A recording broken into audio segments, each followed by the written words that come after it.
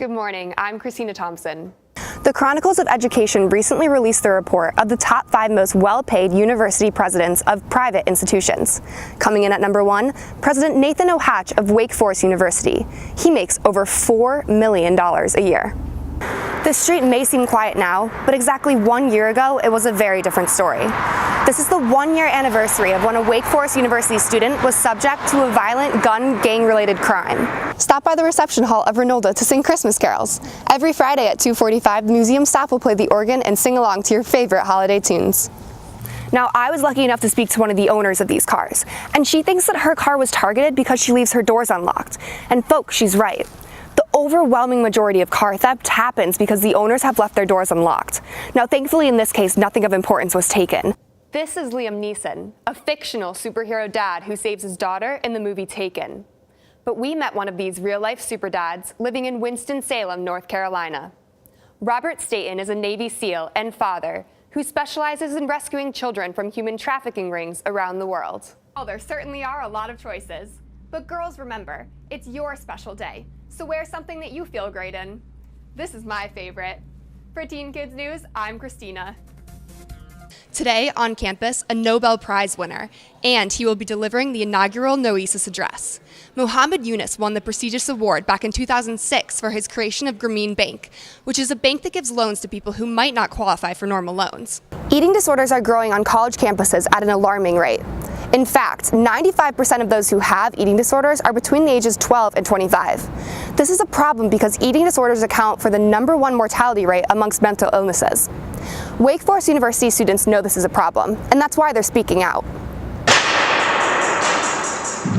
Students at Wake Forest are recognizing an issue. Wake Forest has a serious problem with body image issues. And speaking out for change. They're not discussed enough at all. Wake students think that risky eating habits happen more on Wake's campus than at any other school. I think Wake Forest, more than most schools, definitely has an expectation in terms of the student body to kind of maintain fitness almost to like an extreme level. I think that would be more often at Wake than, say, a large state school, 40,000 people. We all know pressure by peers can be the worst kind. It made me start turning to food to kind of fill this void that I had in my life where I didn't feel like I was where I needed to be and I was doing what I needed to do. At first I didn't think it was an issue. It just got worse and worse and it started happening every day, and I realized that it was really out of control.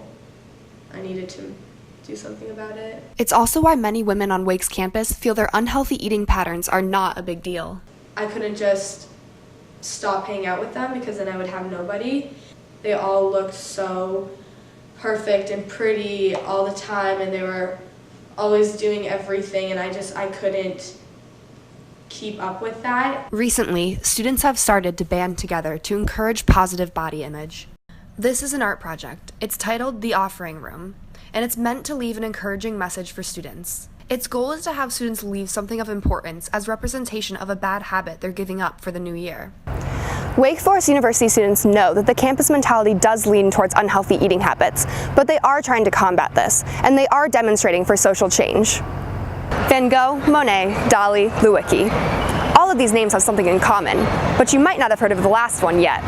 They're all artists who started young, and Sarah Lewicki is doing something big with her art. You'll want to stick around to know more. I never really was without art at any time in my life.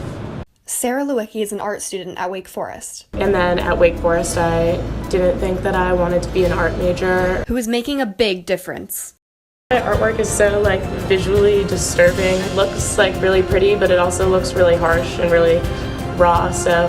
Her exhibit titled Sickos in the Start Gallery of Renolda Village of Winston-Salem is calling attention to something larger than just abstract art. She's advocating for members of the LGBTQ. I hypersexualize some of my images, sort of to confuse and break down gender stereotypes.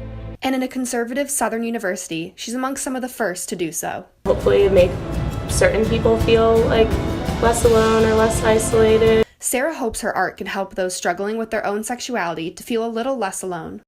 Now, dozens of other students at Wake Forest submitted their art to be a part of this social campaign, but Sarah Lewicki's art was the one who was chosen.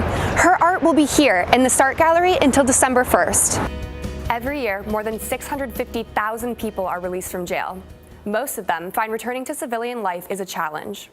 A study by the Urban Institute says just 31% of freed inmates had a job 2 months after their release. The overwhelming majority, 70%, point to their incarceration as the reason.